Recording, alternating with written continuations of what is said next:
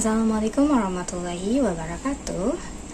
Today, in this occasion, I'm Sevia Lorenza will present how music influences human from emotion, cognition, behavior, and even human social life.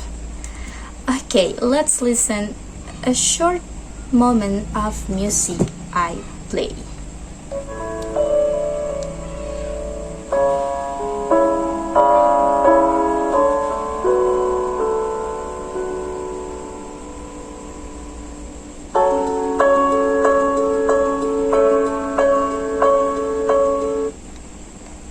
Okay, how do you feel after listening to that music? Isn't it feel calmness? Isn't it feel so relaxed to listen? That's why we need sound. We need music in our life. So where is the correlation between music and emotion? You know that music can help our brain to release dopamine, the hormone of the pleasure in our brain when we listen to some music. That's why we feel happy after we listen to our favorite music. And of course, the tempo, how fast or slow the music is played, also influence our emotion. That's the research say about the high rhythm or tempo of the music. It's make our mood lift off or more happier in the short ways. And in the other word, music with a slow tempo is correlated with sadness. That survey on Spotify show that 70% of the music listener help them to regulate and make their mood is better and greater. That's, as I said before, the correlation between music and emotion is so related each other. Then next, what about the music and the memory? Music and the memory is also one of the aspect that correlated each other. We have some favorite music, right? And maybe after we listen to some specific music, we feel, oh my god, this is so get stuck in my head. That's called with earworm effect.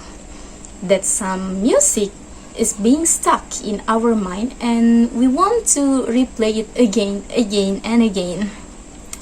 So in the medical, there is music being a therapy for the Alzheimer patient.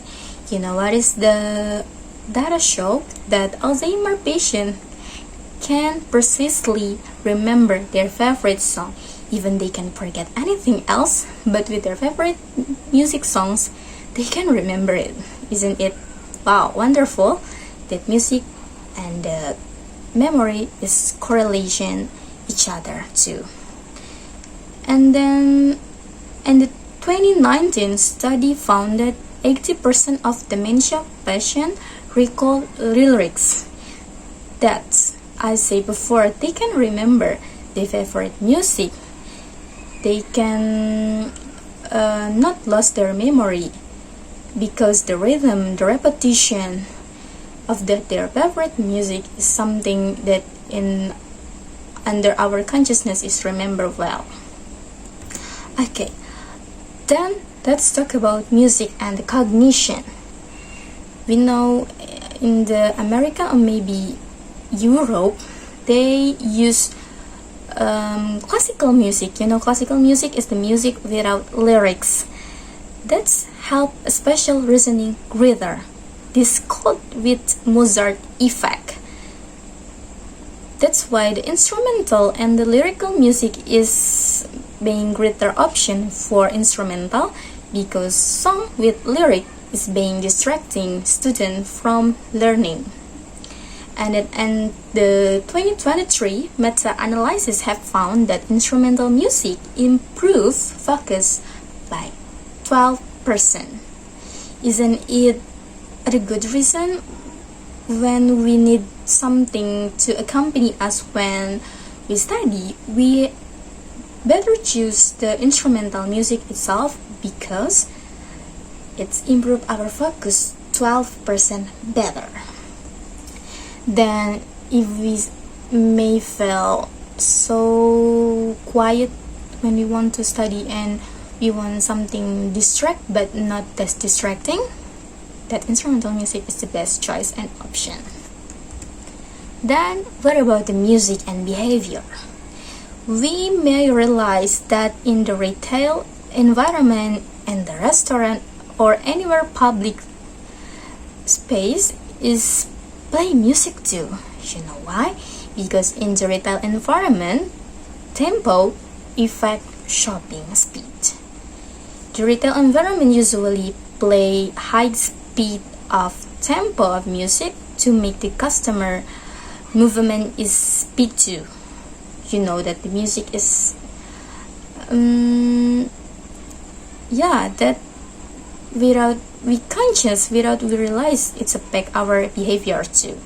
And then at the restaurant, the music is usually play with the slow tempo, right?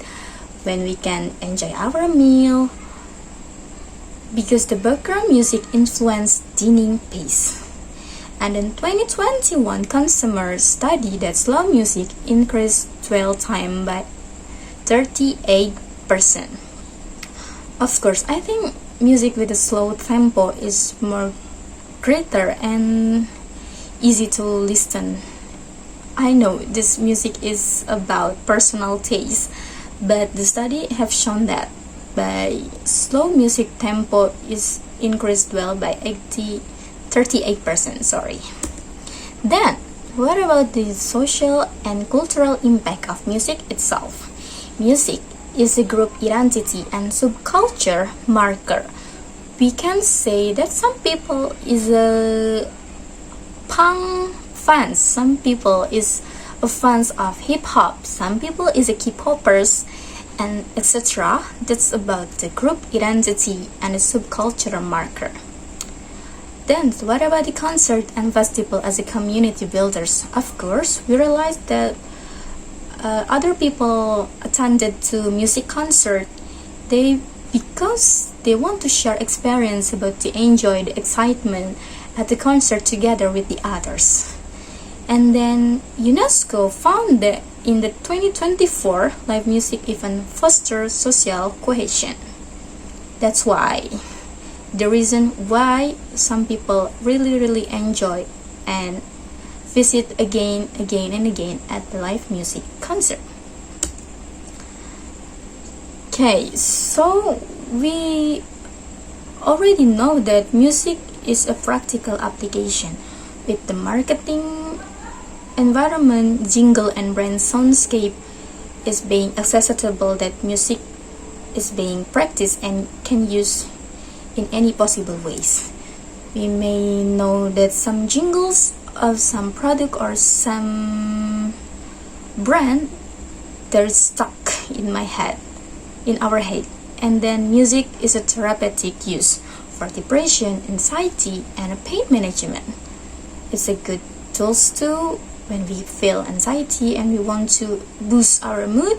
Music can use to therapeutic. And then for educational tools, music language learning through songs. We know that even we not a native speaker in English, we can use English song for learning.